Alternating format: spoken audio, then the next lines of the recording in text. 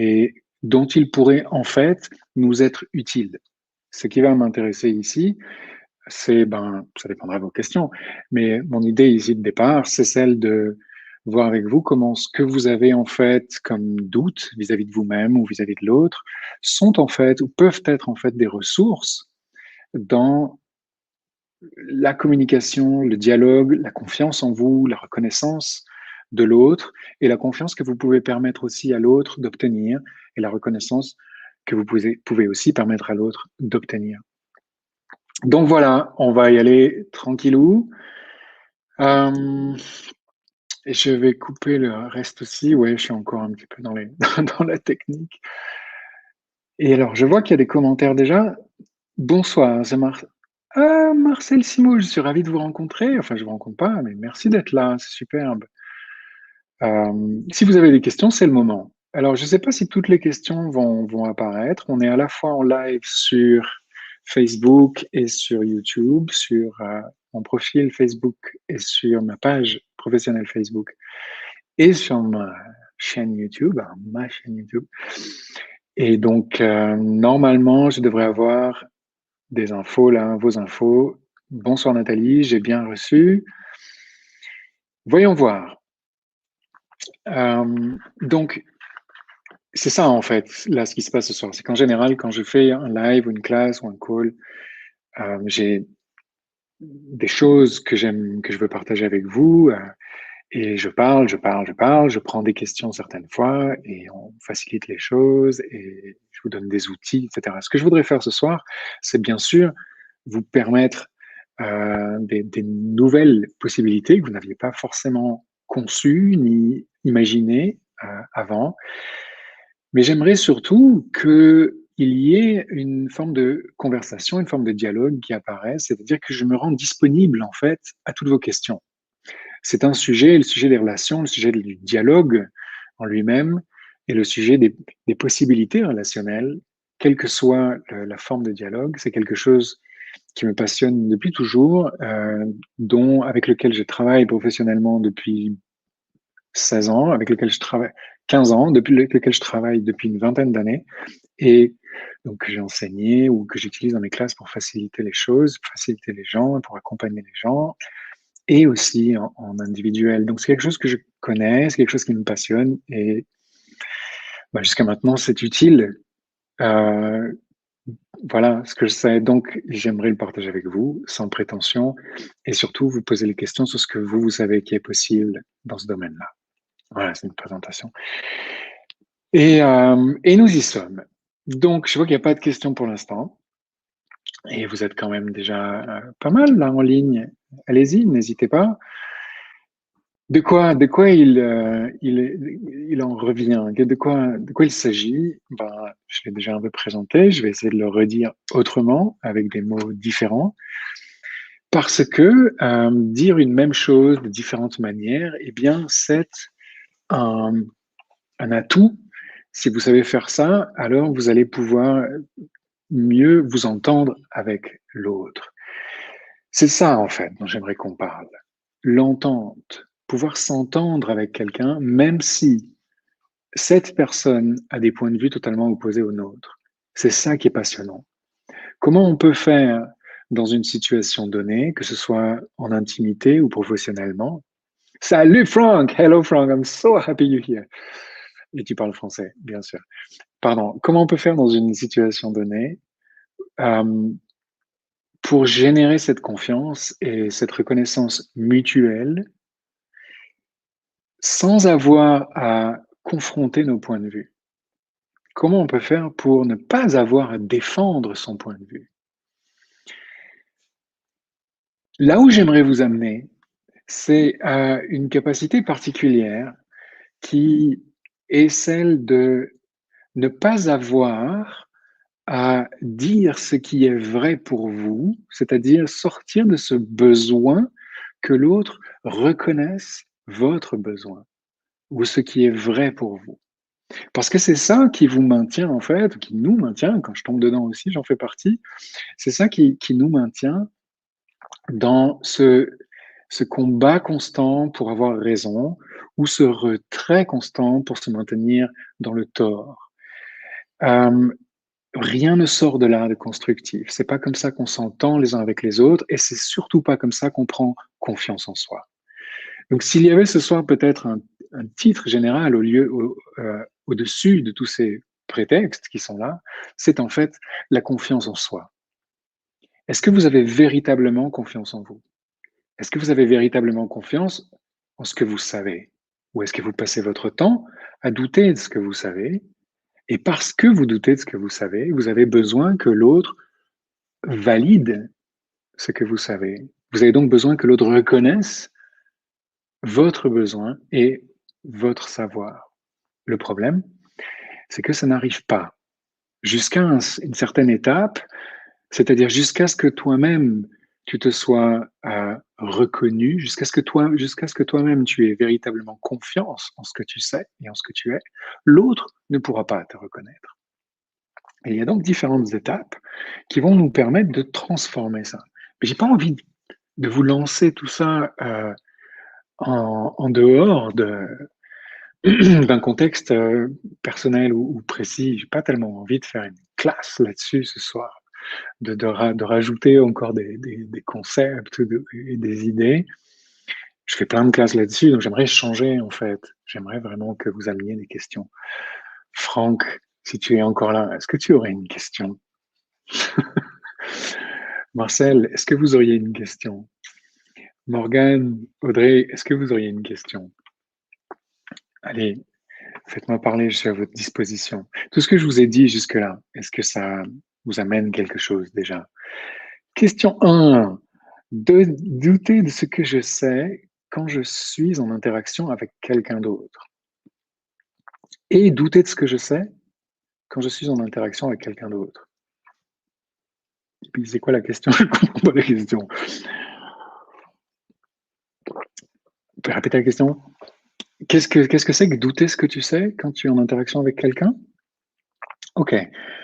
Euh, En fait, est-ce que tu doutes de ce que tu sais quand tu es en interaction, quand tu es en conversation, en dialogue avec quelqu'un, ou est-ce que tu perçois le doute qu'a la personne sur ce qu'elle sait? Il y a cette possibilité-là.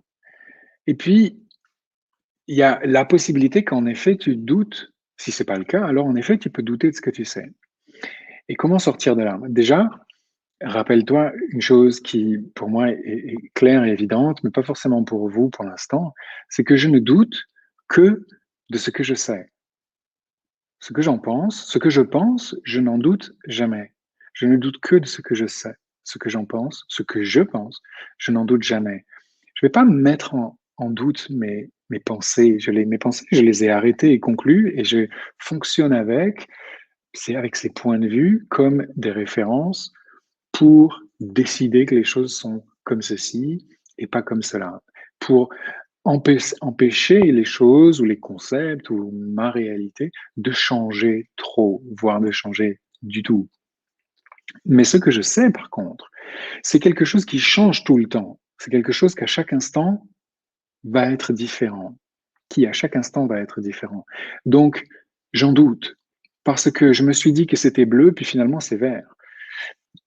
Donc, j'ai conscience que c'est devenu vert, mais j'en doute parce que je ne suis pas habitué à ce que les choses changent et se transforment. Le fait est que tout ce qui est vivant change et se transforme constamment. En conversation, c'est ce rappel qui va te permettre de redevenir consciente et conscient de ce qui se passe maintenant, de ce qui est maintenant. C'est-à-dire de sortir du doute de ce que tu sais ou de ce que tu perçois, mais que tu ne reconnais pas encore comme vrai. C'est ta curiosité de l'instant qui va te permettre de sortir du doute de ce que tu sais. Et ça va passer par une question, un intérêt. Et si tu veux que dans l'interaction avec l'autre, cet intérêt soit créatif, libérateur, apaisant, et génère de la reconnaissance, génère de la gratitude, génère de la confiance, alors il va falloir que tu poses cet intérêt que tu as dans ce qui se passe maintenant, non pas sur toi, non pas sur ce que tu penses, non pas sur ce que tu doutes de savoir et que tu aimerais bien finalement ne pas douter. Non, il va te falloir lâcher ça Et pour lâcher ça, il va falloir que tu le poses sur l'autre, que tu t'intéresses réellement à ce qui est là, comme si tu étais au cinéma. Qu'est-ce qui se passe dans ce film? Pourquoi là, il a fait ce mouvement, il a fait ça? Qu'est-ce que ça veut dire? Pourquoi le personnage est passé là, à changer d'attitude? Ça signifie certainement quelque chose. Qu'est-ce qui se passe dans la réalité de ce personnage? Qu'est-ce qui se... Quelle est la vie là? Le film a commencé depuis 5 minutes et j'ai déjà une idée de la vie entière du personnage. Pourquoi? Parce que je suis intéressé. Parce que mon attention n'est plus sur moi. Elle est sur ce qui se passe devant moi. Et c'est ça la clé qui va te sortir du doute de ce que tu sais et qui va générer quelque chose de différent et de nouveau en relation avec l'autre. J'espère que ça te répond. On va y revenir certainement. Nathalie, une amie m'énerve quand je lui parle en ce moment. Là maintenant, je doute de la viabilité de cette amitié. Ok. De quoi tu es consciente? Qu'est-ce qui t'énerve? Quand tu te dis une amie m'énerve, tu conclus sur le fait que c'est elle qui t'énerve. Mais qu'est-ce que c'est en vérité dans ce qu'elle vit, dans ce qu'elle dit, qui provoque cette colère?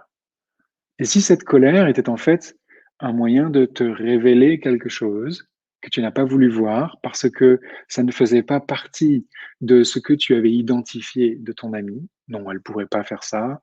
Non, elle pourrait pas penser ça. Non, elle n'est pas comme ça. Et ayant extrait cette information que tu reçois, tu ne reconnais pas que tu perçois en effet ici et que tu es consciente en effet ici de quelque chose précisément qui génère cette colère. Mais la colère n'est pas mauvaise, la colère est une énergie qui va te nourrir et qui va te donner des informations, si tu lui permets de circuler. Et dans l'énergie de la colère, il y a une clarté qui te montre quelque chose que tu n'avais pas voulu voir avant. Et c'est pour ça que ça te stimule. Le problème ici, c'est que si tu dis, OK, c'est elle qui m'énerve, non seulement tu mets de côté l'information qui était là, parce que tu n'es plus euh, curieuse de ce qui pourrait être là en dehors de ce que tu penses qu'elle est, cette personne, elle, vas-y, j'espère que c'est clair, mais en plus, tu oublies la responsabilité que tu as dans cette expérience de la colère. C'est elle qui t'énerve toi, comme si tu étais l'objet de cette personne, comme si cette personne pouvait décider à ta place de ton expérience. Et c'est par là qu'on s'enfuit de la capacité à transformer les choses, et c'est par là qu'on devient l'effet des autres. La responsabilité que tu as là, c'est de reconnaître qu'il y a en effet une colère et de te questionner, qu'est-ce que c'est que cette colère? Qu'est-ce qu'elle me montre, cette colère?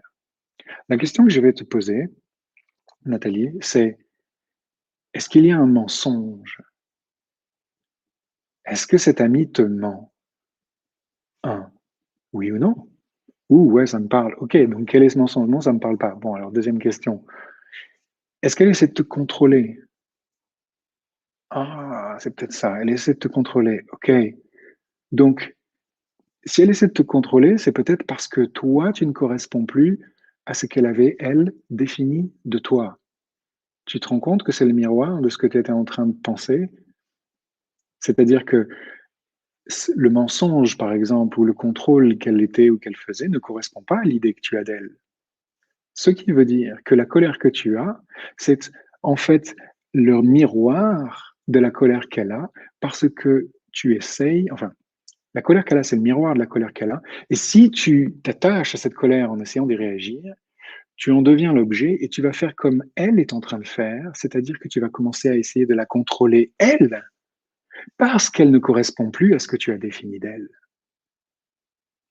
Ah, tu vois ce qui se passe? Tout ce que c'est ça, tout ça, tu peux le lâcher maintenant. Tu peux observer ce truc-là, dire: «Oh là là, j'ai fait ça, OK». Si ça te parle, s'il y a de l'énergie, si ça répond, c'est que c'est vrai. OK, donc donne de l'espace à ce truc-là, juste observe-le, lâche le besoin de garder ça comme une vérité pour toi. Lâche-le, laisse-le glisser au travers de ton corps, dans la terre et fais le choix différent de faire un pas en avant. OK, dans un nouvel espace. Si maintenant, dans ce nouvel espace, tu n'avais pas besoin de reproduire la colère, le mensonge de l'autre, comme le besoin de le contrôler parce que elle ou il te met en colère. Il ne te met pas en colère et tu n'es pas en colère. Tu perçois une colère parce que tu perçois un mensonge ou un contrôle que l'autre essaie d'avoir sur toi.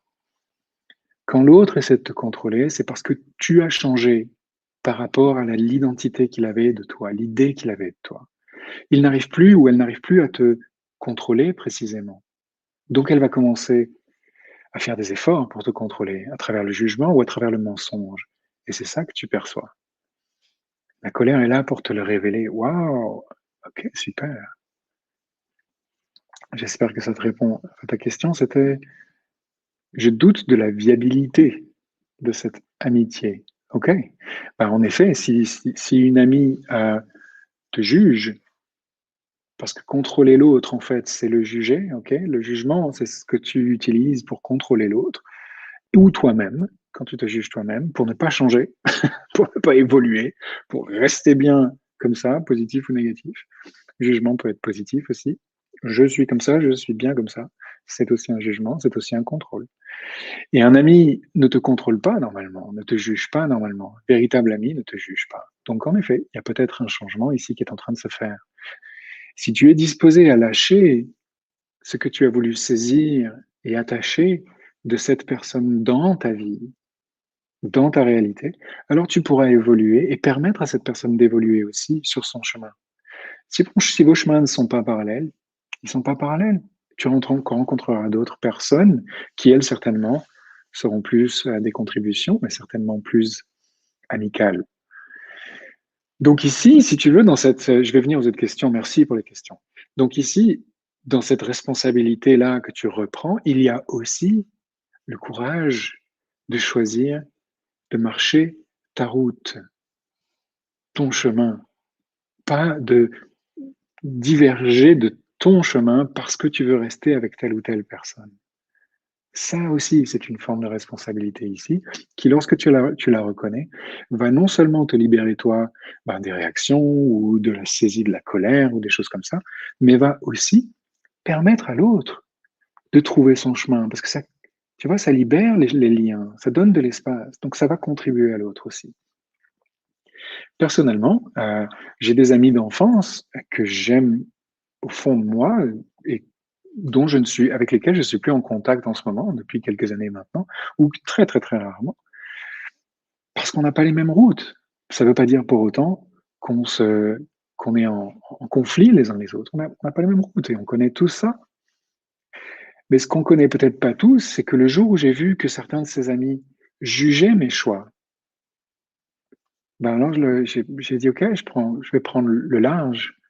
Je ne te rejette pas, je t'inclus toujours, je pense à toi régulièrement, je pense à vous régulièrement, très régulièrement, mais je n'attends rien de vous, je ne vais pas choisir selon vos points de vue. Non, vous n'allez pas m'arrêter, vos jugements ne me contrôleront pas. Et je sais que c'est en marchant mon chemin et en frayant ma route, en ouvrant ça devant moi, que je serai en fait la meilleure contribution pour vous. Voilà. Alors, ouais, c'est intense, hein? Eh ben ouais, je sais. Mais c'est ça. Mais vous savez, on n'a pas appris à communiquer, en fait. J'arrive aux questions, vous pouvez les envoyer. C'est super, il y en a plein, je suis ravi. On n'a pas, pardon, on n'a pas appris à dialoguer, en fait, les uns avec les autres. On n'a pas appris alors que notre expérience de la réalité est complètement tissée par toutes nos interactions les uns avec les autres. Que ce soit physiquement ou à distance, ça ne fait aucune différence. Que ce soit dans un dialogue ouvert avec des mots ou simplement dans l'énergie, ça fait aucune différence. Il y a toujours de la communication qui est là. C'est toujours en train de passer de l'un à l'autre. On n'a pas appris à reconnaître ça et à comprendre comment ça marche. Donc, on peut apprendre. Et il faut avoir cette reconnaissance si vous voulez progresser avec ça et vous libérer de tous les problèmes relationnels. C'est indispensable de reconnaître, que vous êtes maladroit. Vous ne savez pas faire. On ne sait pas faire. Et deux, enfin toujours mais un bis, que l'autre est maladroit, que l'autre ne s'exprime pas exactement comme il voudrait. Est-ce que ça t'est déjà arrivé de vraiment dire exactement ce que tu veux dire et que l'autre exactement le reçoive et comprenne tel que tu l'avais, toi, conçu? C'est rarissime. Un message se transforme entre le moment où je le conçois, du moment où je le conçois jusqu'au moment où je le verbalise et l'exprime. Il va se transformer encore une fois quand l'autre va le recevoir, et encore une fois quand il va raisonner sur ce qu'il a reçu, et encore une fois quand il va le traiter pour répondre. Ça n'arrête pas de se transformer. Il y a énormément de raisons de ne pas se comprendre. Et c'est pour ça, et j'en ai touché un mot tout à l'heure en introduction, et peut-être qu'on en parlera plus tard, qu'il va falloir aussi peut-être laisser la logique et le raisonnable de côté un petit peu, pour s'intéresser vraiment là à ce qui est vivant, qui change et qui n'a pas forcément de référence logique ou raisonnable. Donc, souvenez-vous que vous êtes maladroite en communication et soyez curieux de ce que vous pouvez apprendre. Il y a d'autres points comme ça que je pourrais vous donner, mais je sens qu'on va faire plusieurs soirées sur ce sujet. Donc, j'y reviendrai. Alors, les questions. C'est bien, ça me guide un peu vos questions parce que sinon, je parlerai sans m'arrêter. On en est où? Est-ce que ces doutes peuvent aussi se passer au niveau familial et pas que dans le travail? Les doutes sont partout. Dès que tu sais quelque chose, ton mental va inventer le doute pour que tu ne reconnaisses pas ce que tu sais. Voilà. Donc c'est partout. C'est vis-à-vis de toi-même, vis-à-vis des autres. C'est constant. Donc oui, ils peuvent exister partout. Maintenant, le la théorie du doute comme quelque chose de nécessaire, ça n'est pas ma tasse de thé. Le doute est nécessaire pour maintenir le mental, le rationnel, la comparaison, la raison, la rationalisation, le fait de couper les choses en rations et de les séparer pour pouvoir les comparer, les juger, les analyser, etc. Euh, c'est pas ce qui fonctionne en relation, c'est pas ce qui fonctionne dans ta vie, c'est pas ce qui fonctionne dans ton corps, c'est pas ce qui fonctionne dans la Terre, sur Terre, dans l'univers, ça ne marche pas comme ça. La vie ne marche pas selon des rations, des comparaisons, des jugements, des évaluations, des conclusions et des définitions. Ça ne marche pas comme ça. Le mental marche comme ça. L'ordre du mental marche comme ça. Mais si tu veux transformer tes capacités en relation avec les autres et réellement générer quelque chose d'extraordinaire que tu sais possible au fond de toi, il va te falloir laisser un petit peu de côté tout ça. Merci pour les merci, c'est cool. Morgane, se tourner vers l'autre est la clé du bonheur. Sœur Emmanuel, exactement. Et tiens, tu parles d'une sainte, ça me fait penser à une autre sainte qui n'était pas sainte religieuse, mais qui a été déclarée comme sainte, en fait, qui s'appelle Simone Veil, pas la femme politique, mais une écrivaine qui avait fait les camps de concentration et qui avait écrit pas mal de choses d'après les révélations qu'elle avait. Et une chose qu'elle disait qui précisément va illustrer ce que je disais par rapport à la raison. Elle disait que le paradoxe est le critérium de la vérité. C'est-à-dire que dès que tu découvres un peu plus de ce que tu sais, tu vas te rendre compte que c'est paradoxal avec ce que tu pensais être. Ça n'est pas contradictoire, c'est paradoxal. C'est-à-dire que ça a l'air d'être quelque chose et c'est en fait l'inverse. Le paradoxe ne fait pas partie de la raison. C'est une manière intelligente d'expliquer ce qui ne se raisonne pas. Le paradoxe est toujours imagé. Mais bon, ça ne voilà, okay. Je ne vais pas me lancer là-dedans. Mais oui, merci pour ça, Morgane. Se tourner vers l'autre est la clé du bonheur, absolument. Et se tourner vers l'autre, ça ne veut pas dire se mettre dans les chaussures de l'autre. Attention. Se tourner vers l'autre, ça ne veut pas dire s'oublier soi-même. Se tourner vers l'autre, ça veut dire faire rentrer l'autre dans ton espace.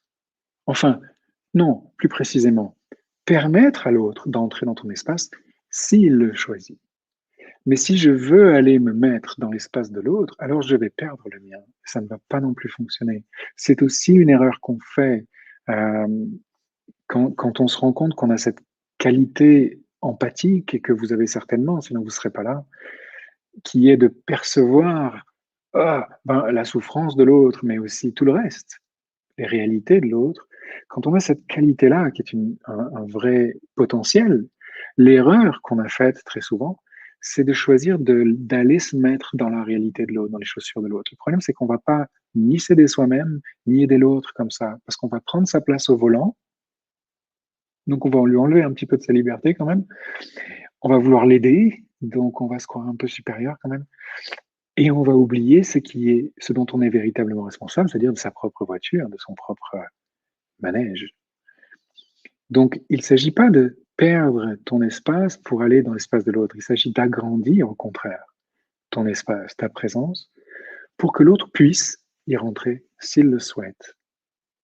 Et là, ça change tout.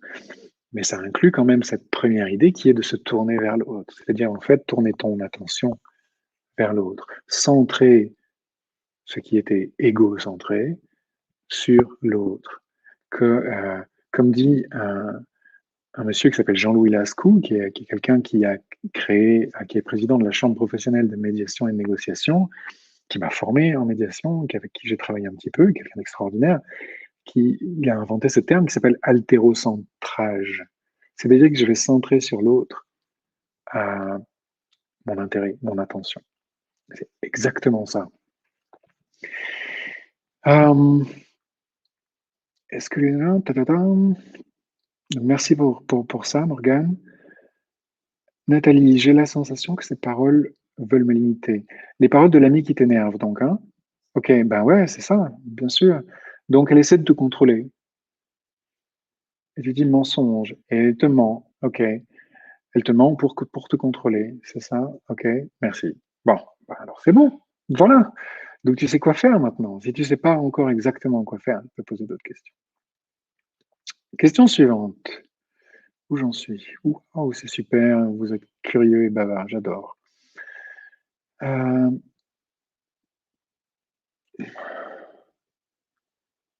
Je n'ai pas. Donc, pour gérer le contrôle, ben, comme je vous ai dit là, on en a parlé, je vais en reparler tout à l'heure. Corinne, je n'ai pas confiance en moi et donc je me sens en compétition constante avec mes amoureux. Hmm. Je veux leur prouver que je vaux le coup et j'ai toujours peur de ne pas être assez. Même si je perçois les implants distracteurs, j'ai du mal à changer ce comportement et cette croyance. Ok, donc quand tu parles d'implant distracteur, tu fais référence à une notion qu'on a qui fait partie des outils d'Access Consciousness, qui sont en fait des choses qui nous distraient de notre présence, qui nous distraient de ce qu'on sait et de ce que l'on peut gérer en fait maintenant, ce avec quoi on peut créer, pour nous amener notre attention sur des choses qu'on ne peut exactement finalement pas changer, précisément pas changer. C'est-à-dire que là, j'ai devant moi quelque chose qui vit, quelque chose avec quoi je peux créer, que je peux recevoir, que je peux reconnaître, qui peut faire du bien à tout le monde. Et puis, je vais être distrait par quelque chose d'autre, sur quoi je vais porter donc toute mon attention, sauf que ce truc-là va m'arrêter parce que je vais rien pouvoir en faire. C'est bloqué, c'est arrêté. La colère fait partie de ça. Ta façon de voir et d'expérimenter la colère fait partie de cette distraction sur laquelle tu vas concentrer ton attention et perdre de vue tout ce qui est là, en fait, disponible pour toi, et en général d'ailleurs généreusement disponible pour toi, comme des ressources de changement et de transformation. Donc, la confiance en toi, euh, tu ne l'as pas hein, parce que tu essaies de te maintenir, tu essaies d'avoir raison. C'est bien en fait que tu poses cette question maintenant parce que ça illustre à la fois ça illustre tout ce qu'on a dit jusqu'ici. Je relis ta question. Je n'ai pas besoin de moi, donc je me sens en compétition concernant mes amours. Ok, c'est ça. C'est que tu es dans la confrontation en fait de qui aura finalement le plus de sagesse, le plus de gentillesse, le plus de bonté, le plus d'ouverture, le plus de ceci ou de cela. Tu essayes d'avoir raison et c'est parce que tu essayes d'avoir raison que tu perds confiance en toi. Et si tu essayes pas d'avoir raison, alors tu essayes d'éviter cette confrontation ou cette compétition, comme tu dis, c'est-à-dire qu'en fait, tu te mets en tort. Tu dis non, c'est bon, je m'enlève de ça. Et le fait de se mettre en tort ne vaut pas plus que le fait d'avoir raison. J'ai écrit quelque chose là-dessus d'ailleurs, que j'ai partagé aujourd'hui, un nouvel article qui pourra peut-être vous intéresser. Une longue conversation que vous pouvez trouver sur mon blog, sur mon site. Ça pourrait t'aider de lire ça. Franchement, c'est très long et ça fait 9 ou 10 pages. Mais c'est pour ça que je ne vais pas le dire maintenant. Ok, ça pourrait t'aider à mieux comprendre ce principe dans lequel à partir duquel j'essaie tout le temps de ne pas perdre ma raison, j'essaie tout le temps de être certaine de ce que je sais à travers ce que l'autre va reconnaître de ce que je suis. Et c'est pour ça que je perds confiance en moi. C'est-à-dire que là, tu dis, j'ai pas confiance en moi et donc je me sens en compétition. En fait, c'est le contraire, hein, c'est que tu te mets en compétition et donc tu n'as pas confiance en toi. Tu as là, dans ta question, en fait, tu as tout à fait conscience de ce qui t'empêche d'avoir confiance. Sauf que tu le vois à l'envers. Une fois de plus, paradoxe. Donc, si tu les rendais gagnants, surtout si c'est un homme, ok? Tes amoureux, oui, c'est des hommes, rends-les gagnants. Donne-leur. Un homme, il a besoin de sentir qu'il est vainqueur, qu'il est gagnant, qu'il est utile. Donne-lui cette raison, donne-lui, waouh, t'es fort, donne-lui ça, cette reconnaissance-là. Il ne s'agit pas de faire semblant. Mais tu peux même à la limite, et ça c'est aussi dans l'article que j'ai publié aujourd'hui, c'est tu peux même à la limite lui dire quelque chose qui n'est pas vrai pour toi. Et ça, c'est le truc que je vais te donner pour reprendre confiance en toi, c'est-à-dire pour sortir de la compétition et de la confrontation. Habitue-toi, hein, ou commence en tout cas à t'habituer à dire à l'autre ce qui n'est pas vrai pour toi, mais qui est vrai pour lui. De cette manière, tu n'auras plus besoin de défendre ce qui est vrai pour toi. Donc tu n'auras plus besoin d'avoir raison. Et donc tu vas enfin être comme dans une confiance là, qui est là, parce que comme j'ai plus besoin d'expliquer ce que je sais qui est vrai pour moi afin que l'autre le valide, eh ben, je me rends compte qu'en fait, je sais ce qui est vrai pour moi. Je sais ce que je sais. J'ai confiance en ça, en fait, elle est là, cette confiance. Mais ça, tu t'en rendras compte quand tu commenceras à jouer avec cette capacité de dire à l'autre ce qui est vrai pour lui, pas ce qui est vrai pour toi. Et c'est ce que je vous disais tout à l'heure, si tu portes ton attention sur lui et tu vas te rendre compte, tu vas percevoir que cet homme a besoin à ce moment-là de se sentir confiant, par exemple, de se sentir fort, de se sentir stable, par exemple. Hein, c'est pas rare chez les hommes. Eh ben, tu vas lui dire ça. Tu vas percevoir ça, tu vas lui dire ça, tu vas lui dire, waouh, je sens ta force, je sens ta stabilité et ça me fait du bien. Et là, tout, il n'y a plus de compétition, il n'y a plus rien. Lui, enfin, il est reconnu, il crée de l'espace. Et toi, tu gagnes confiance en toi. Parce que ce que tu lui as dit, c'est ce qui est vrai pour lui. Ça, c'est de la facilitation. Ça, c'est de l'empowerment, comme on dit. C'est le fait de renforcer l'autre dans sa capacité d'être et de savoir, d'être ce qu'il est, de savoir ce qu'il sait. Et toi, ce que ça génère en toi, c'est cette confiance, cette paix-là. Tu n'as plus besoin de combattre l'autre pour reconnaître ce qui est vrai pour toi. Fais ça et regarde ce que ça va faire, ce que ça va créer. Ok, merci pour cette question. On y reviendra peut-être. Av avoir de l'empathie et de l'humilité pour comprendre l'autre, se mettre à sa place, pardon, afin de savoir pourquoi l'autre réagit ou dit telle ou telle chose. Et Marcel, c'est ça en fait, ce que vous amenez là, c'est ce dont je parlais tout à l'heure, qui est précisément ce, un peu plus que ça. C'est-à-dire que si tu as cette empathie, alors c'est une source pour un ruisseau beaucoup plus grand qui peut devenir un fleuve beaucoup plus grand, qui peut devenir un océan de possibilités. Cette empathie-là, il faut la développer. C'est pas simplement le fait de devoir comprendre l'autre. Comprendre l'autre, et je sais pas si on va parler de ça ce soir, mais comprendre l'autre est en fait le meilleur moyen de te mettre à douter de ce que tu sais toi. Ok? Et demander à l'autre de te comprendre est en fait le meilleur moyen de faire douter l'autre de ce qu'il sait. On a cru, je sais, on a cru que c'était nécessaire, on a cru même que c'était un besoin fondamental d'être compris. Sauf que c'est la source d'une manipulation qui n'est pas créative et qui est même perverse en vérité. À force de demander à l'autre de me comprendre, l'autre va perdre de vue ce qui est vrai pour lui, parce qu'il va devoir laisser de côté ce qui est vrai pour lui pour adopter ce qui est vrai pour moi. Si tu regardes bien, c'est en fait la source de ce qu'on appelle la dictature. Je vais imposer ce que je sais, je vais obtenir mon résultat et pour ça, je vais vous utiliser pour que vous preniez, vous, le même objectif et la même perspective que moi. En fait, demander à l'autre de te comprendre, c'est le début de ça. Donc, qu'est-ce qui pourrait être plus large que de comprendre? Cette empathie-là, est-ce que c'est de la compréhension dès le départ ou est-ce que c'est plus que ça? En vérité, l'empathie, est-ce que ça passe par le mental ou est-ce que ça passe par l'énergie? Mmh? Est-ce que ça passe par les jugements ou est-ce que ça passe par la conscience? Ça passe par la conscience, ça passe par l'énergie, ça passe par ton corps. Tu sens l'autre dans ton corps. Tu perçois l'autre dans ta conscience. Tu as pas besoin de le comprendre. Tu as pas besoin de te rendre l'objet de ses définitions, de ses conclusions et de ses jugements. Ce serait dommage, mais on a fait ça jusqu'ici, mais ça peut changer, OK? Et ça change quand tu le choisis, déjà, pour commencer. Quand tu comprends quelqu'un, tu vas reproduire toute la réalité de cette personne en toi, dans ton corps, avec tous les schémas, et cognitifs et émotionnels et d'autres encore. Donc c'est pas forcément utile, c'est quelque chose qui nous charge et c'est ce qui fait d'ailleurs que, tu vas finir par ressembler à l'autre et te perdre de vue toi-même.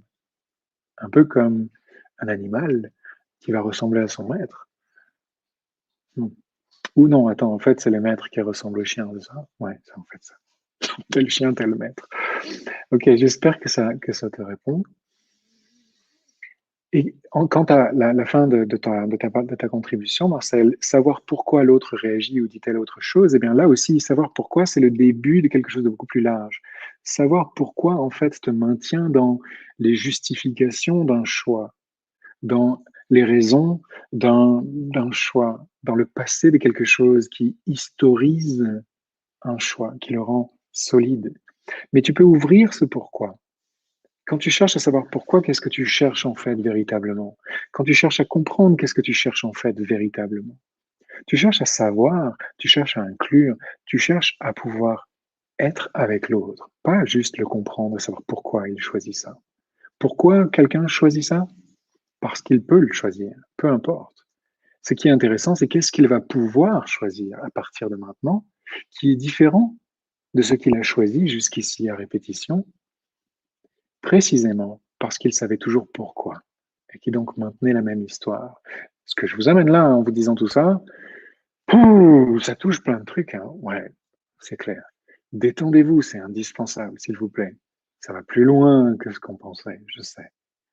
Mais nous sommes capables de beaucoup plus que ce qu'on croit et nous savons beaucoup plus que ce que nous pensons. Donc, utilisez votre corps qui est là pour permettre votre présence facilement. Si vous n'aviez pas de corps, ce ne serait pas facile d'être présent. Le corps vous réveille tous les matins pour vous ramener à la présence. Sans lui, continueriez à rêver. Donc utilisez-le maintenant pour vous détendre.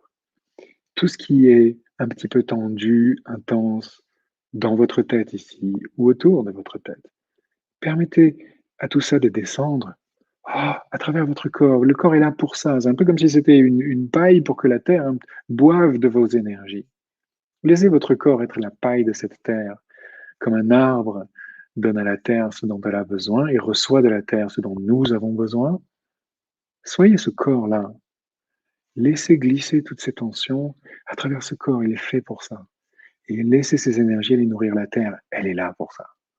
Et vous allez voir ce que ça génère, ce que vous allez être capable d'avoir après, de recevoir et de savoir.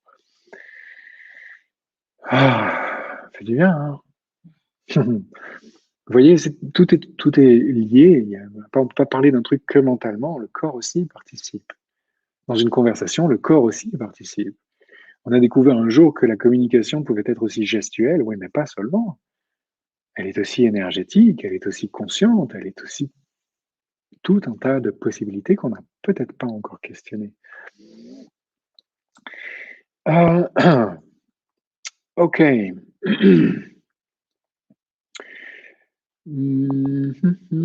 Puisqu'ils ne comprennent pas, ils jugent, c'est ainsi. En fait, c'est parce qu'ils comprennent qu'ils jugent, Morgane. Parce que ce qu'ils comprennent ne correspond pas à ce que eux ont choisi que ça devait être. Donc il juge à partir de là. S'il n'avait pas à comprendre, alors il pourrait ne pas juger. Mais tant que tu as besoin de comprendre, tu vas juger, parce que tu vas le comparer à ce que toi tu sais. Le comparer et tu retournes à nouveau dans cette confrontation et dans cette compétition dont parlait Nathalie tout à l'heure. Comprendre amène le jugement. Je comprends, oui, et à partir de comprendre, mais qu'est-ce que je fais? Ben, j'accepte ou je refuse. Donc je juge. Je juge si c'est bon ou si c'est mal. Donc je juge. J'accueille ou je repousse. Je juge. Je permets ou je ne tolère pas. Je juge. Je tolère ou je ne tolère pas. Je juge. Mais quand j'ai pas besoin de comprendre, alors c'est comme lorsque je découvre et que je m'intéresse à ce qui est là, sans avoir de point de vue dessus. Qu'est-ce que c'est ce truc-là? Je retrouve cette jouvence curieuse que j'avais quand j'étais enfant et qui faisait que j'avais accès à d'autres versions de la vie que celle de mes parents, que celle de ce monde. Accès à d'autres qualités du vivant, à d'autres dimensions, à quelque chose qui n'est pas toujours lourd, obligatoire, forcé, mais à quelque chose qui peut être léger, libre et possible. Et c'est là, ça n'est pas parti, c'est toujours là. Et tu peux inclure ça dans une conversation politique, dans un débat politique, s'il faut. Moi, c'est ce que j'adore faire, précisément. C'est amener dans un débat concret sur un thème bien serré les possibilités comme ça qui sont d'utiliser d'autres sphères, d'autres dimensions, d'autres ressources. Et là, tu es imprenable. Et là, tu n'as pas besoin de te battre pour avoir raison et tu es tellement imprenable que personne ne peut t'attraper. Tu es tellement ouvert que personne ne peut te manipuler. Tu es tellement les bras ouverts que plus personne ne peut te tenir, alors que si tu te montres toujours toi-même, tout le monde peut t'attraper. Parce que ça fait comme une anse, tu vois. Tu te montres toi-même, on peut t'attraper facilement. Bon, c'est bizarre comme. Ok, laisse tomber. Ok. Euh, comment peut-on juger une personne, Evelyne? Chaque être est ce qu'il est pour moi. Suis-je dans l'acceptation ou pas? Tu es dans bien plus que l'acceptation. Tu es dans la permission, tu es dans le laisser-être de ce que les autres sont. L'acceptation, c'est encore dépendant du jugement. Est-ce que j'accepte ça? Mais oui, mais si j'accepte ça, ça veut dire que j'accepte ça par rapport à d'autres choses que je n'accepte pas. Et si tu pouvais tout inclure, tout simplement. Donc, ce que tu es là, j'ai perdu ton message, ce que tu es là quand tu reconnais que, j'ai perdu ton message, mais bon, pas grave. Ce que tu es là quand tu reconnais que tout le monde est en effet unique, en fait, c'est là que tu commences à réellement prendre confiance en ton unique, ton aspect unique aussi. Superbe, continue, inclus davantage. Qu'est-ce qu'il y a d'autre encore dont tu es consciente? Attends, il faudrait que je retrouve ton message. Suis-je dans l'acceptation ou pas? Non, tu n'es pas dans l'acceptation. Être dans l'acceptation, c'est quand tu penses je suis dans l'acceptation, qu'est-ce que tu sens? Tu n'as pas l'impression de te ranger dans une case? Et tu en doutes? Ou tu sais que c'est pas ça? De quoi est-ce que tu doutes que tu sais en vérité ici, quand tu te dis suis-je dans l'acceptation ou pas? Est-ce que tu es dans l'acceptation ou est-ce que tu es dans beaucoup plus que ça?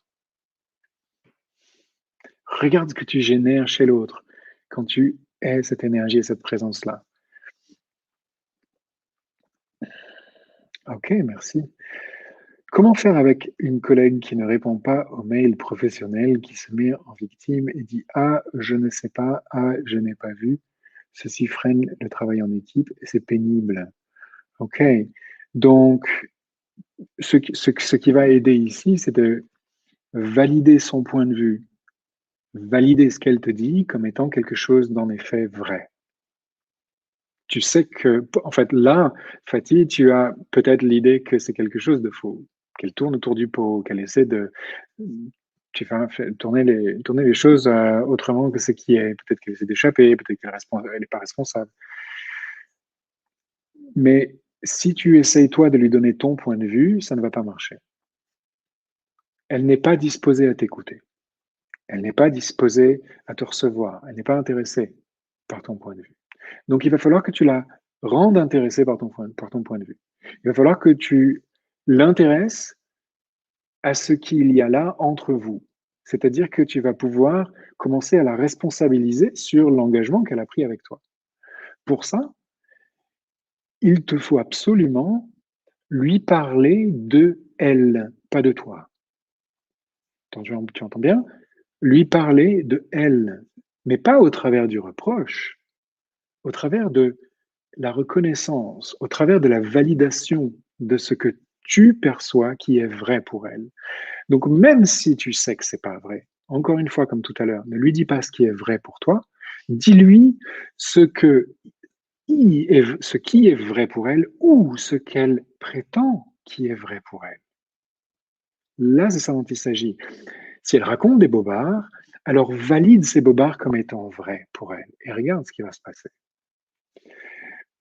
Pardon. Valide-la, donne-lui raison dans sa position. Euh, donc, elle ne répond pas, elle me dit, ah, je sais pas, je n'ai pas vu. OK. Donc, elle te dit, je ne sais pas, j'ai pas vu. Tu vas valider ça en lui disant, OK. Donc, tu ne peux pas, ce qu'elle te dit, c'est que qu'est-ce qu'elle te dit? Il faut que tu demandes. Est-ce qu'elle n'a pas le temps de voir et de savoir? Est-ce qu'elle n'a pas la capacité de voir et de savoir? Est-ce qu'elle ne veut pas voir ou savoir? Qu'est-ce qui est vrai là dans ce cas pour toi? Qu'est-ce que tu perçois de ça? Il faut que tu te mettes en relation avec elle pour ça. C'est le seul moyen. Tu ne peux pas trouver les justes mots ou les mots qui vont créer un changement si tu te coupes et si tu te sépares de la personne à qui tu t'adresses. Retiens bien ça. Si tu te centres sur toi-même, tu ne trouveras jamais les bons mots. Et surtout pas dans ta tête. Si tu raisonnes en disant qu'est-ce que je vais bien pouvoir dire, ça ne marchera pas. Il faut que tu te connectes à elle et que tu te demandes, OK, qu'est-ce qu'elle me dit là en vérité? Comment je pourrais valider là ce qui est vrai pour elle ou ce qu'elle prétend qui est vrai pour elle? Et laisse venir les mots qui viennent. Tu peux aussi lui poser des questions. Comme si tu t'intéressais véritablement. OK, donc c'est quelqu'un, imagine que c'est quelqu'un que tu reçois en séance et que tu es docteur. Il te dit, voilà, je sais pas ça, je peux pas faire ça, j'ai mal ici, j'ai mal là. OK. Donc, ça fait quoi? Ça te chatouille ou ça te gratouille? Tu vois ce que je veux dire? Qu'est-ce qui c'est en fait qui t'empêche? C'est plutôt ça? C'est plutôt ça? Qu'est-ce qui te gêne? Est-ce que je peux faire quelque chose pour que ça ne te gêne pas? Sois authentiquement intéressé par ce qu'elle vit là et ce qu'elle dit. OK? Et ça va faire tomber les masques, renverser le mensonge, défaire la manipulation, inverser l'abus. Hmm. Il faut que tu fasses le premier pas. Elle ne le fera jamais si toi tu ne le fais pas. Elle ne t'écoutera jamais si toi tu ne l'écoutes pas. Elle ne viendra vers toi jamais si tu ne vas pas vers elle d'abord. Et c'est pas dans les mots, c'est pas dans la forme, c'est dans ton choix de te connecter à elle véritablement et de t'intéresser, de t'interroger sur ce que tu perçois là. OK? Si tu sais pas faire ça parce que c'est trop abstrait, c'est trop énergétique, alors tiens-toi aux mots et intéresse-toi aux mots comme si c'était un message que tu reçois d'un patient et que tu es médecin et que tu dis: «OK, donc pouvez me donner plus d'informations sur ça? OK? C'est quoi ça pour vous vraiment? Qu'est-ce que c'est ça? Tu peux m'expliquer davantage?» Ne sois pas dans la réaction.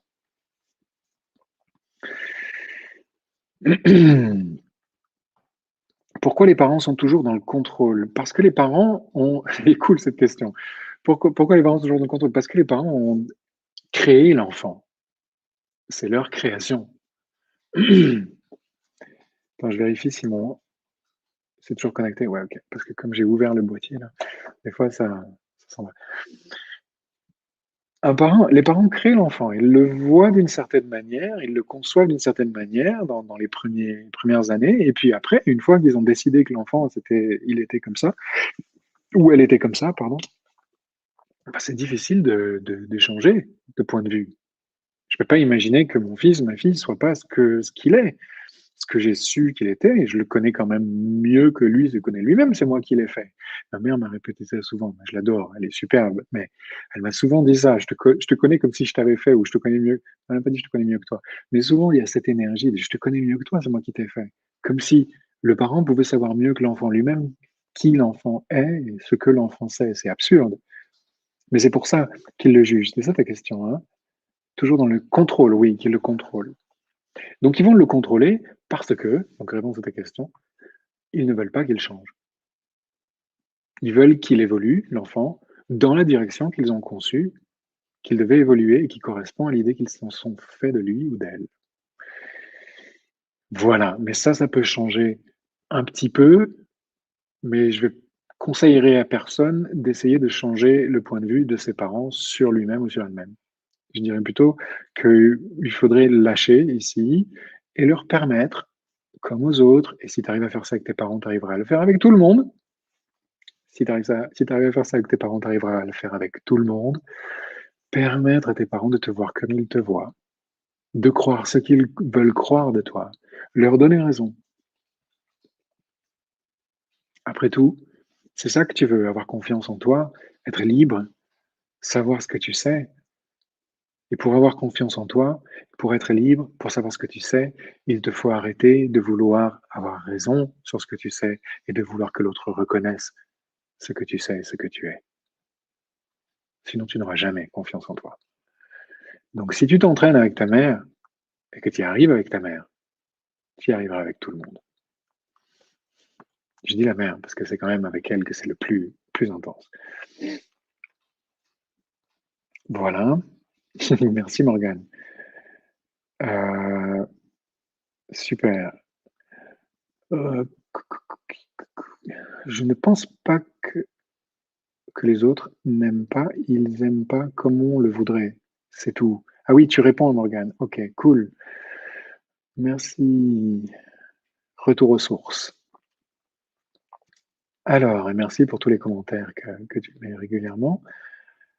Pas compris où est le document de 10 pages. Ok, c'est un extrait, en fait, dont je parlais tout à l'heure, un extrait d'un livre que.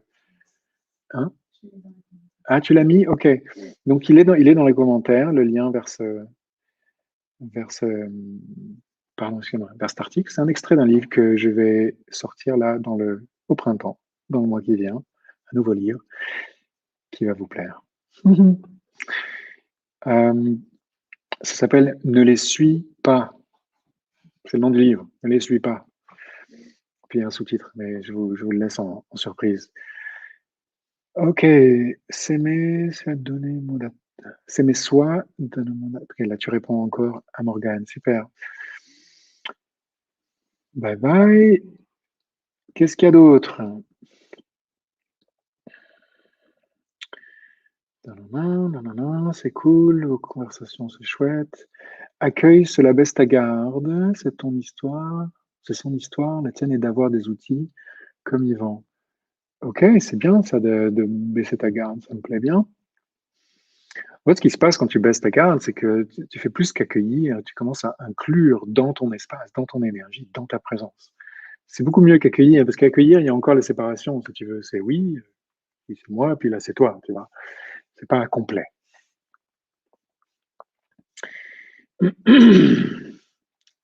Alors, ça bouge dans tous les sens.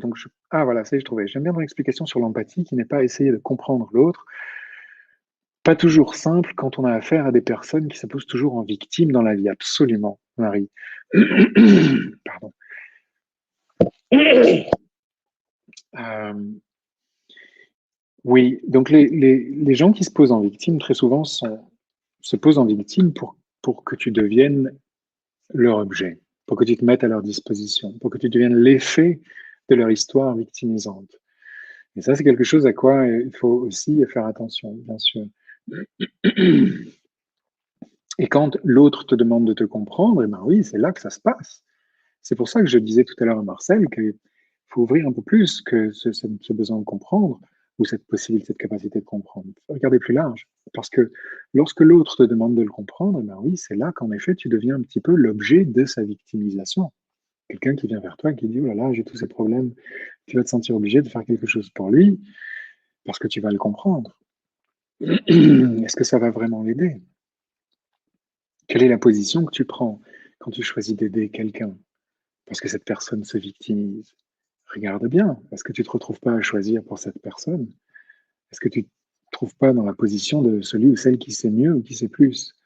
Aider quelqu'un n'est en fait peut-être pas nécessaire. Par contre, tu peux contribuer à cette personne en te donnant toi la présence que tu es réellement, en te permettant toi d'être dans l'ouverture et de laisser l'autre entrer dans ton espace. Ça va l'aider. Parce que l'autre va profiter de cet espace, de ta conscience, de ta présence, et va découvrir au travers de ça ce qui est aussi en lui-même spacieux, présent, confiant et conscient.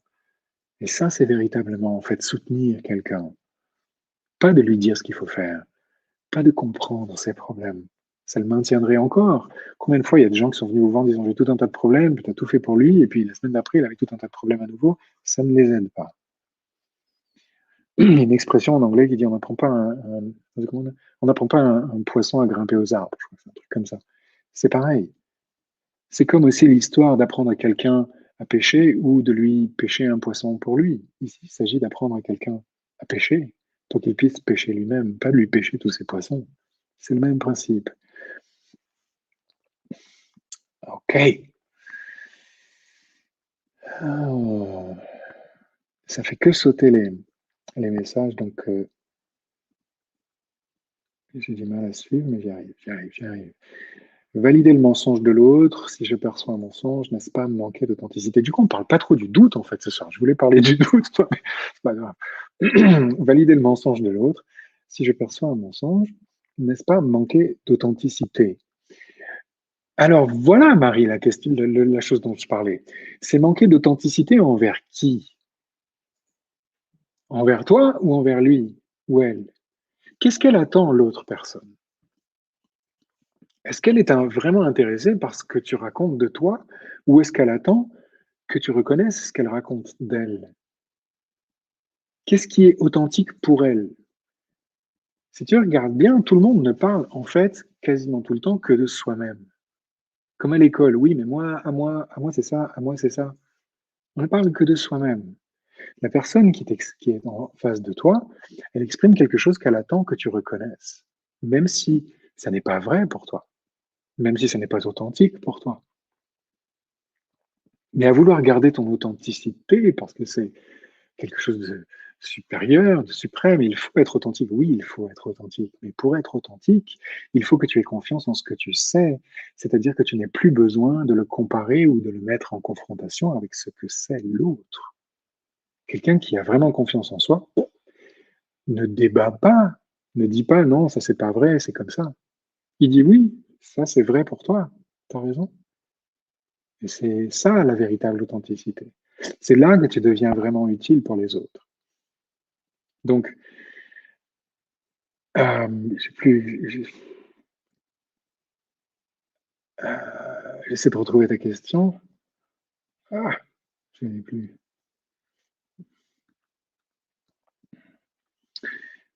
Attends, hein, j'arrive. Voilà, j'aime bien ton explication de l'empathie, qui n'est pas essayer de comprendre l'autre, pas toujours. Ah non, c'est pas ça, mince, pardon. Marie-Noël, excuse-moi, j'arrive. Valider le mensonge de l'autre. Ok, ouais. Eh bien non, valider le mensonge de l'autre, c'est être authentique envers soi-même. Et si tu valides le mensonge de l'autre, tu vas permettre enfin à l'autre d'être authentique envers lui-même aussi. Parce que si tu ne le valides pas, il ne pourra pas reconnaître et prendre conscience du point de vue qu'il défend. Il va toujours chercher, toujours pousser. Mais si tu lui valides son point de vue, alors là, il va en prendre conscience d'une autre manière, parce qu'il va s'entendre avec toi. Ça veut dire qu'il va entendre ses mots dans les tiens. Et là, il va s'entendre enfin avec lui-même grâce à toi. Il va voir là ce que tu viens de lui dire, de ce qu'il dit lui, que tu valides, et il va peut-être enfin se dire, ah, mais attends, c'est peut-être pas exactement ce que je voulais dire. En fait, c'est pas exactement ça. Je pense qu'il va peut-être devenir curieux. Il doit peut-être y avoir autre chose. Ça n'est pas authentique pour toi, mais c'est authentique pour lui. Et si tu le valides, alors il se rendra compte que c'était authentique pour lui l'instant d'avant, mais peut-être que maintenant ça l'est plus en fait.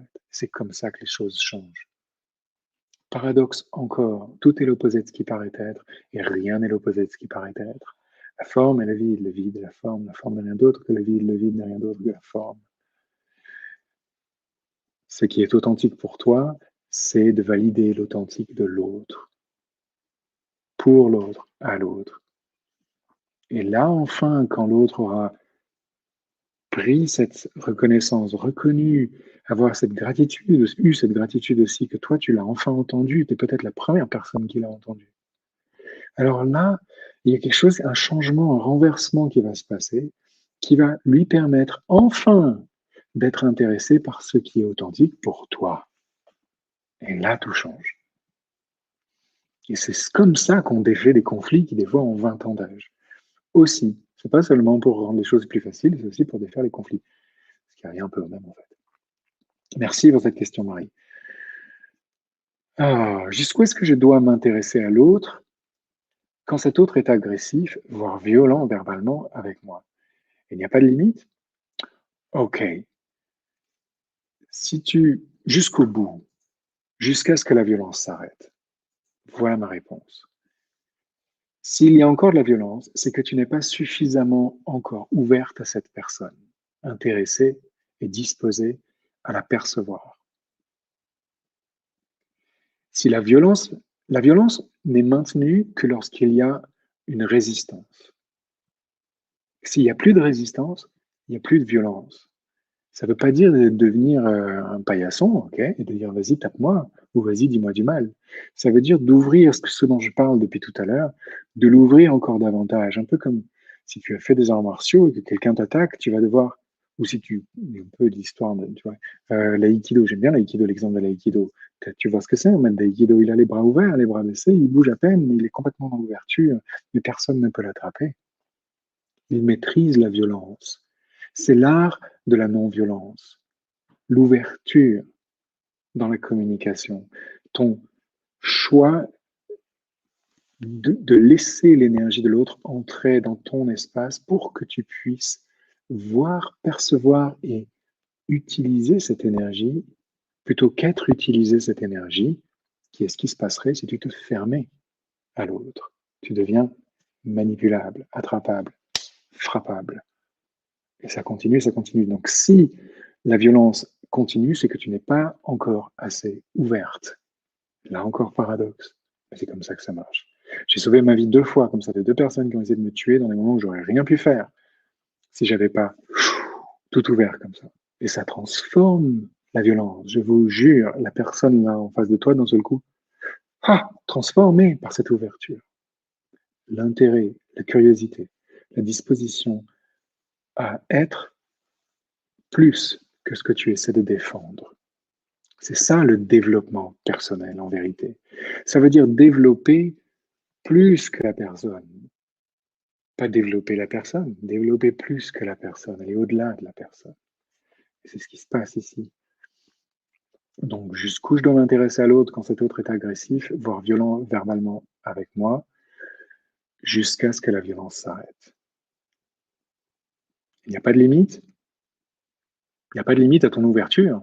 Non, mais il y a une limite à la violence. Oui. Donc c'est toujours toi qui gagne. Souviens-toi de ça. La non-violence est illimitée. La violence est très limitée. La violence est limitée au point de vue, au jugement, ok, au besoin de contrôle, aux frustrations, à tous ces trucs-là. La non-violence, elle, est illimitée. C'est l'énergie de la vie, c'est l'énergie qui est là, c'est ta présence, elle est illimitée. Tu peux ouvrir toujours plus. Et c'est là que tu toucheras à cette richesse de tout ce que tu es et de tout ce que tu peux avoir, même concrètement, même physiquement, dans ta vie. On a eu une conversation là récemment avec Christian Junot, qui est un des spécialistes de l'argent, et on a parlé de ça à un moment où c'est en effet quelque chose qui est évident, quoi. C'est dans cette ouverture-là que tu reconnais ta richesse et que ça devient possible de créer des choses aussi matérielles dans ta vie et d'avoir plus dans ta vie. Un salut d'ailleurs à Christian Junot, que je trouve très inspirant. Ok, t'as capté, Marie, super. Je voulais. Ouh là là, mais attends, j'avais pas vu ça. Oui, ok. Quelle est la meilleure façon de communiquer avec les ados? Je suis enseignante. Demande-leur, Fatih, demande-leur, rends-les responsables de ce qu'ils savent. Ce qui souvent, j'ai enseigné pendant 1 an dans un collège à Genève où j'avais 2 classes. J'ai enseigné la qualité relationnelle. Pas dans une classe, mais dans un atelier. Je les faisais monter sur scène, il y avait les profs qui étaient dans la salle et on remettait en scène, en fait, les situations de frustration ou de violence vécues. C'était les classes difficiles, c'était les 2 classes garage, comme on dit, où il y avait que des enfants qui ont des vies terriblement violentes. Et ce qui fonctionnait à merveille, c'était de responsabiliser chacun de façon à... Ok, avant ça, c'était de les sortir de la frustration. Ok, c'est-à-dire leur permettre de... Enfin, c'est-à-dire te permettre de reconnaître là que cet ado, il sait quoi faire, il a l'information, il a les capacités, et tu lui donnes ça et tu lui fais confiance. Et tu lui proposes de mettre, bon après, tu lui proposes de mettre en place, de mettre en mouvement ce qu'il souhaite faire, de l'exprimer. Ok, attends, ça dépend. Il faudrait que je relise ta question, parce que c'est peut-être pas suffisamment précis. Quelle est la meilleure façon de communiquer avec les ados? La meilleure façon de communiquer avec les ados, celle que j'explique en fait depuis tout à l'heure, en fait, c'est la même chose. Et c'est passionnant. Une chose qui va t'aider, toi, pour communiquer avec les ados, et c'est une extrapolation encore de ce que je disais tout à l'heure, c'est de te rappeler que tu ne connais pas cette personne. Cet ado, même si c'est le tien, même si c'est ton ado, tu ne le connais pas. Tu l'as connu il y a 5 minutes. Tu l'as connu hier, mais il n'est pas le même. Elle n'est pas la même maintenant. Et c'est ce petit truc-là qui va t'ouvrir à cette curiosité qui elle-même ouvre l'espace, qui permettra à cet ado de se sentir responsable et en confiance. Rappelle-toi que tu ne le connais pas. Donc, intéresse-toi à ce qu'elle est en train, ce qu'il est en train d'être là, de savoir, de devenir.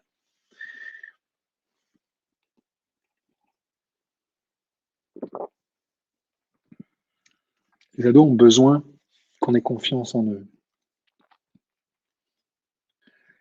Ils ont besoin d'avoir confiance en eux davantage. Si tu as confiance en eux, c'est-à-dire si tu leur proposes comme ça cet espace-là, ils vont prendre confiance en eux.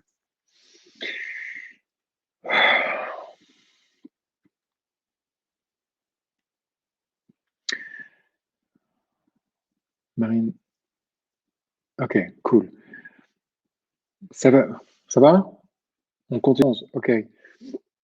Je commence à avoir faim. Moi. Je sais pas vous, vous avez mangé ou pas? Non, je rigole. Allez, non, c'est vrai, hein, mais je vais continuer quand même. En tout cas, je vais répondre aux questions. Ça va déstabiliser le meneur, exactement. Merci Yvan pour ta réponse. Ah oui, quelque chose aussi par rapport aux ados. Euh, si tu reconnais que lorsqu'ils doutent de quelque chose, c'est qu'ils savent quelque chose, alors tu vas pouvoir, à la place de leur donner des réponses, leur poser des questions. Encore une fois, tu ne doutes que de ce que tu sais. Je commence à vraiment fatiguer. Tu ne doutes que de ce que tu sais. Ce que tu penses, tu n'en doutes jamais. Quand l'enfant a un doute, quand l'ado a un doute, pose-lui une question sur ce qu'il sait. Intéresse-toi à ce sur quoi il a un doute. Et demande-lui, qu'est-ce que tu sais de ça? Qu'est-ce que c'est pour toi? Comment tu le sens? Qu'est-ce que ça veut dire?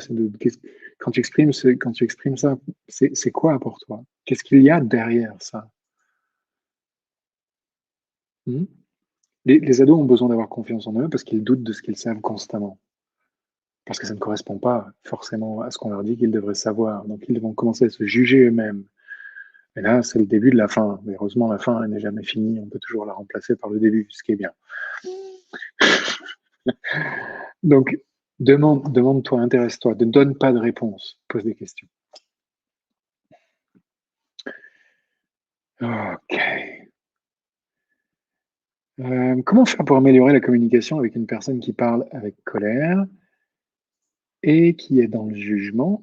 Améliorer la communication, car c'est sa façon de parler, alors que j'ai du mal à accueillir la colère. Ok, et ben, si tu décides que tu as du mal à accueillir la colère, c'est que le problème est créé par ce que tu as conclu que tu n'étais pas capable de faire ici, ou que tu n'étais pas capable d'être. Reconnaissez, s'il vous plaît, que vous êtes pionnière et pionnier. Tout ce que je vous ai dit là, depuis tout à l'heure, ça fait 15 ans que je le répète, mais je vous assure, il y a peu de gens qui savent ça. Très peu. Ok. sur Terre en tout. Vous faites partie de ceux qui ont des atouts que les autres n'ont pas. Vous êtes en train d'ouvrir des possibilités qu'il n'y avait pas avant. Et ça implique que chaque fois que vous vous trouvez dans une situation que vous avez conclue, que vous dites, oh là là, c'est un problème, il y a quelque chose de vous qui est requis. Et ce qui est requis ici de vous, c'est d'être la pionnière, la leader, la conquérante, ou le conquérant, d'une nouvelle possibilité ici. Il faut donc que vous fassiez le premier pas. Comment je change ça? Qu'est-ce qui peut être meilleur que ça? Comment je peux améliorer ça? Faites le premier pas. Et le premier pas sera toujours celui de poser ton attention sur l'autre et d'ouvrir ton espace et ta présence pour que l'autre puisse y rentrer s'il le souhaite. Quand tu dis j'ai du mal à accueillir la colère, tu t'empêches d'être cette conquérante, ce leader, cette pionnière. Tu t'empêches d'être qui tu es en vérité. Tu comprends? L'autre, il s'empêche constamment aussi. Si toi, tu continues à t'empêcher, ça ne changera pas. Pour que ça change, il faut que toi, tu arrêtes de t'empêcher. Et que tu aies ce courage-là de faire un choix différent. Celui d'ouvrir, celui de porter ton attention sur lui, celui de t'intéresser. Celui de ne pas avoir du mal à accueillir la colère.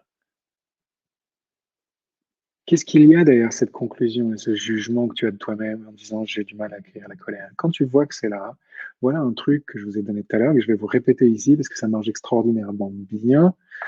Quand je vois que je suis embêté par quelque chose, comme là, euh, j'ai du mal, Audrey, j'ai du mal à accueillir la colère.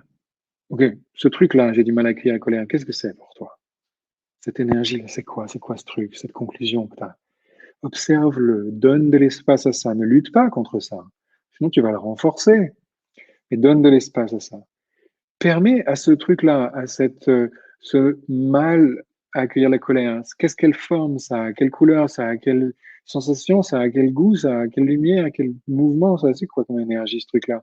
Peut-être aucune forme, aucune sensation, aucun mouvement, mais il y a en tout cas une énergie. Observe ce truc-là. Et quand tu l'observes, tu donnes un espace, en fait. Et quand tu donnes un espace, la chose change.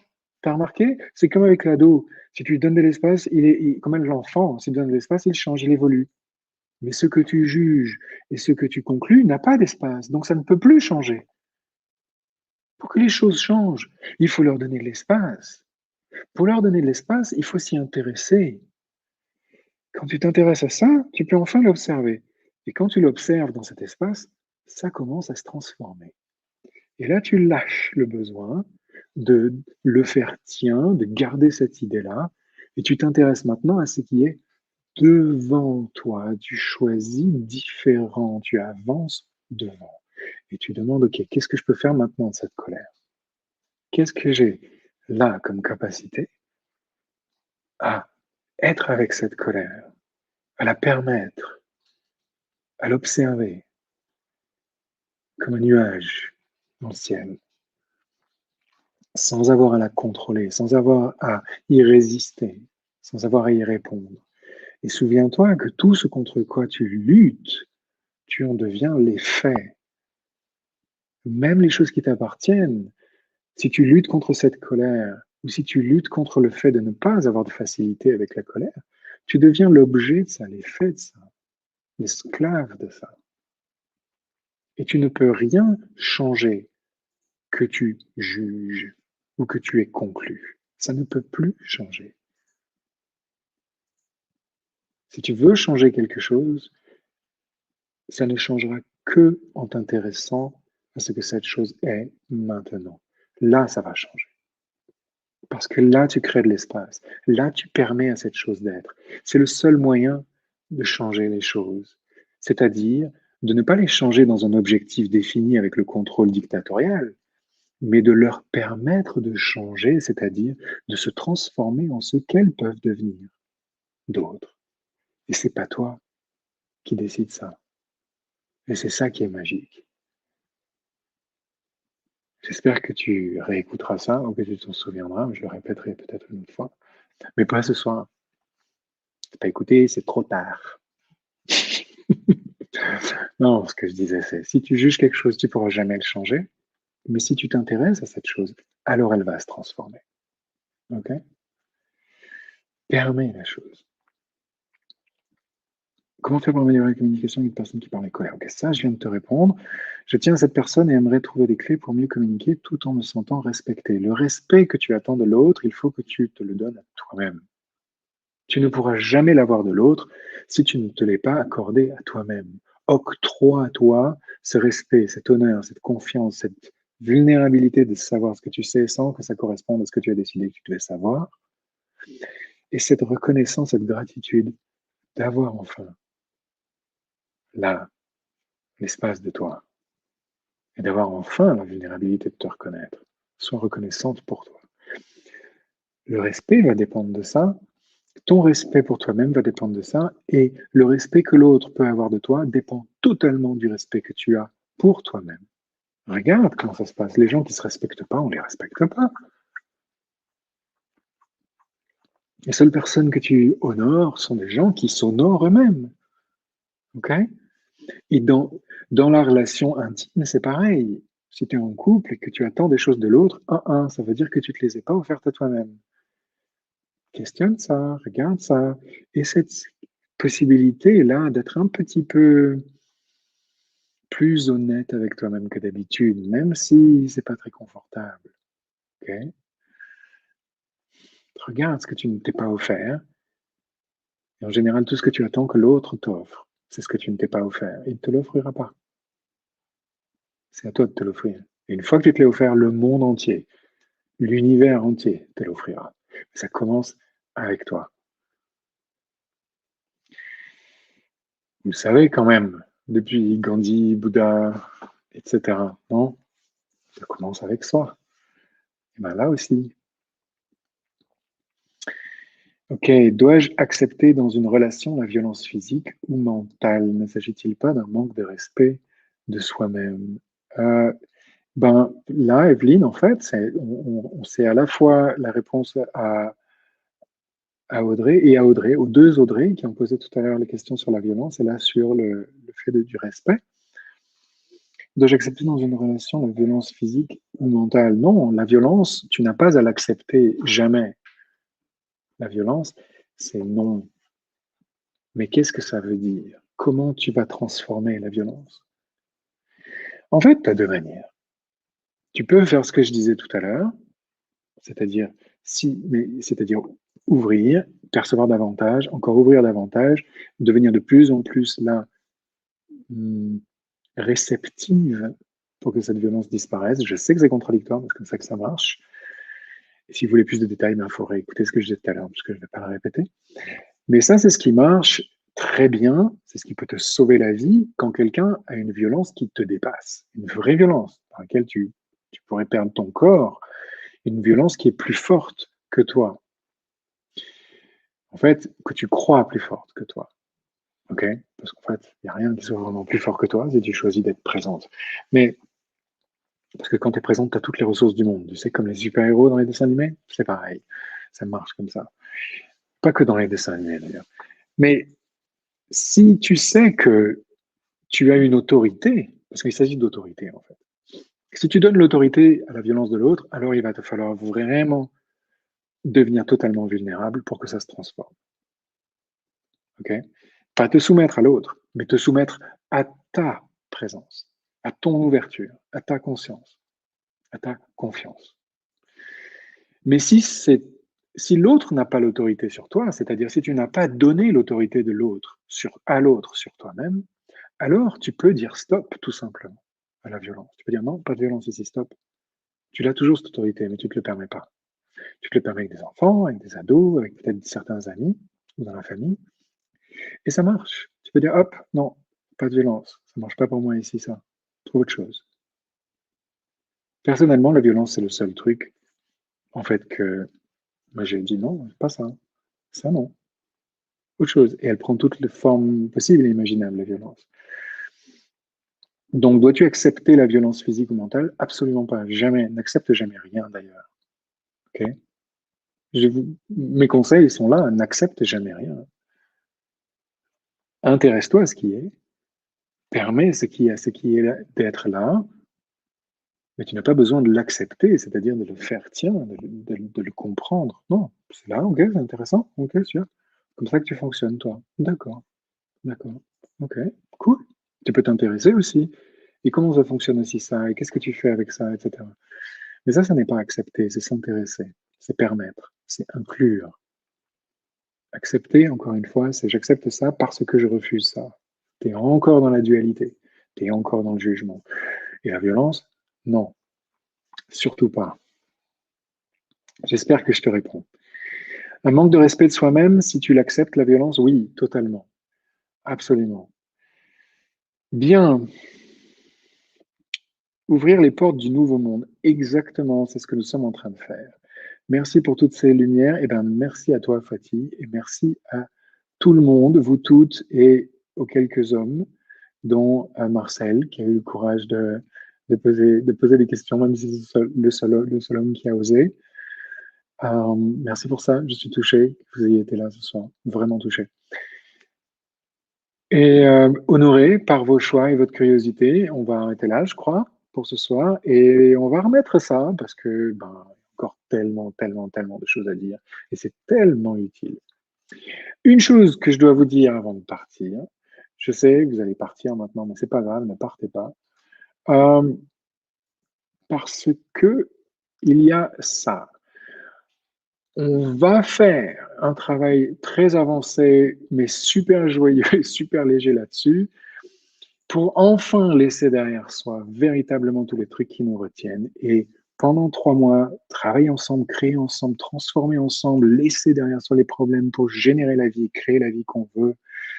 C'est un programme qu'on fait là pour la 3e fois et qui est différent à chaque fois, qui est une nouvelle avancée à chaque fois, auquel je vous invite. Il va y avoir une vingtaine d'heures de classe, il va y avoir plein de possibilités, des écrits, des pratiques, des échanges, 3 mois entiers durant lesquels je vais être avec vous pour vous accompagner dans ce que vous décidez de lâcher et dans ce que vous choisissez de créer comme votre vie. C'est un voyage au-delà de l'abus, ça s'appelle se libérer de la manipulation. Il s'agit de se libérer de la manipulation des autres sur toi et se libérer de la manipulation sur toi, de toi sur toi-même, et de se libérer aussi de l'idée que tu te fais de la manipulation qui t'empêche de créer ta vie. C'est-à-dire de manipuler les éléments des possibilités, d'autres possibilités, une autre façon de voir les choses. Voilà, on fait ça avec, c'est tellement quelque chose qui nous soutient et qui aide et qui vraiment accompagne les gens. Il y aura aussi des séances disponibles individuelles. Bon, qu'est-ce que je peux vous dire? Regardez, allez vers ce lien que vous avez dans les... ou allez voir aussi mon site, ou allez vers ce lien que vous avez dessous là. Ce que je vous dis là ce soir, c'est pas une tout ce que j'ai fait ce soir, vous avez remarqué, c'est pas une promotion, n'est-ce pas? Vous avez vu tout ce que je vous ai donné. Vous avez vu tout ce que... Je ne sais pas si vous avez entendu tout ce qui est là. Mais il y a de la matière ici. Intéressez-vous, relisez peut-être ou réécoutez ce live de ce soir. Il y a de la matière, il y a vraiment de quoi changer plein de choses. Si ça vous parle et si vous voulez avancer avec ça, alors on commence jeudi. C'est ça? Cette semaine, jeudi. Vous pouvez joindre plus tard, mais je vous conseille de commencer au début. Si vous joignez plus tard, il faudra réécouter tout ce qu'on a fait avant. Et je serai avec vous pour 3 mois et plus si affinité. Merci pour tout ce que vous choisissez d'amener comme possibilité, de laisser derrière vous comme troubles, problèmes et limitations. Cette terre a besoin de vous. Il s'agit vraiment de ce qu'on peut faire avec cette terre, les uns avec les autres et pour commencer avec soi-même.